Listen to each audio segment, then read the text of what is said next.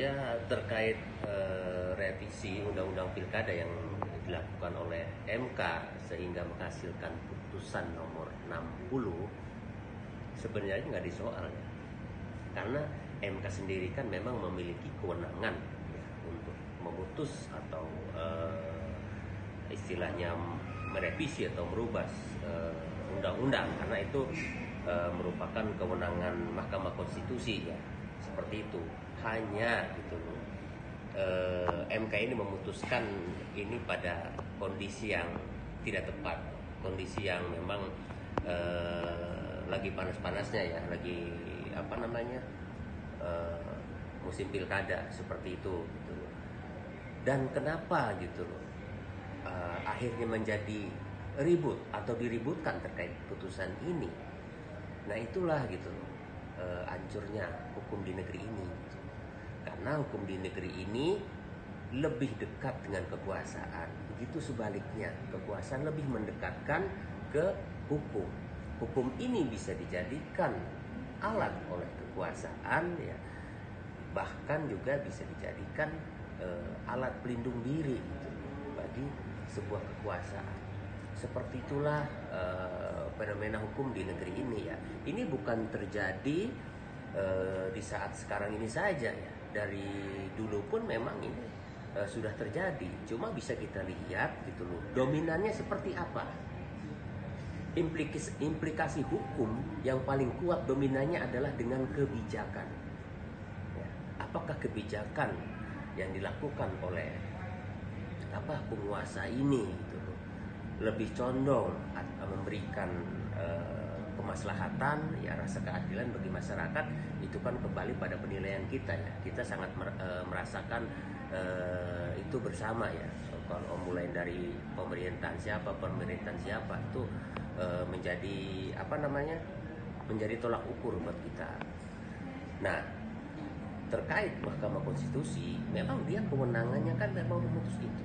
Begitu juga DPR. Kan semua produk undang-undang itu berasal dari DPR, seperti itu ya. Nah sekarang begitu dikeluarkan putusan ini oleh MK nomor 60 itu, timbul pro kontra. Karena kenapa? Jelas dong ya. Seperti saat ini kita lihat contoh beberapa partai sudah mendeklarasikan dengan nama Kimpus ya, seperti itu.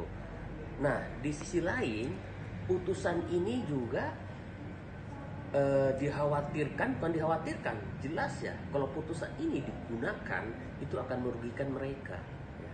Karena dalam putusan MK ini salah satunya adalah merevisi ya, terkait undang-undang pilkada pasal 40 ayat 1 ya, yang awalnya mensyaratkan setiap pemilihan pilkada ya, gubernur itu istilahnya minimal itu 20% ya, atau 25% dari total suara kemenangan saat itu ya. Nah sekarang dirubah sampai kalau tidak salah 7,5%, bahkan 65,5%. Artinya gitu loh, PDIP pun itu bisa mengusung partainya sendiri. Bahkan misalnya partai lain pun bisa, Demokrat segala macam itu bisa. Apa ruginya? Kimpus bisa pecah loh. Contoh Ridwan Kamil yang sudah diusung, itu kan hanya baru diusung, baru kontrak politik, belum didaftarkan, itu bisa aja bubar, bisa aja timbul calon lain. Itu yang dikhawatirkan.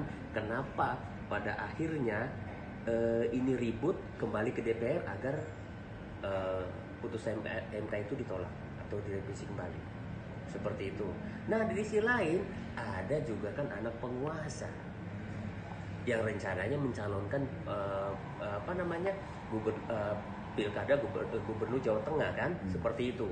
Nah putusan MK ini jelas gitu loh, berbeda dengan undang-undang pilkada yang mensyaratkan bahwa calon gubernur itu berusia 30 tahun dihitung sejak pelantikan ya.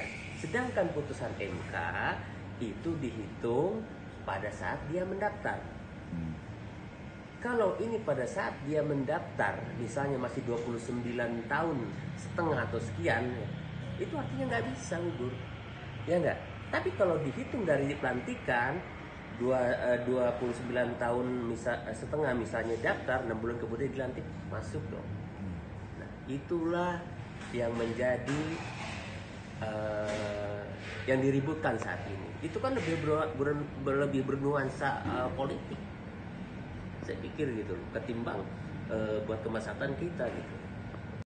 Nah makanya saya ulangi tadi, saya bilang itulah gitu loh, rusaknya bila hukum itu lebih dekat dengan penguasa ya. Terkait dinasti politik, terkait apa, kita bisa nilai sendiri lah. Hampir kepentingan itu arahnya ke sana.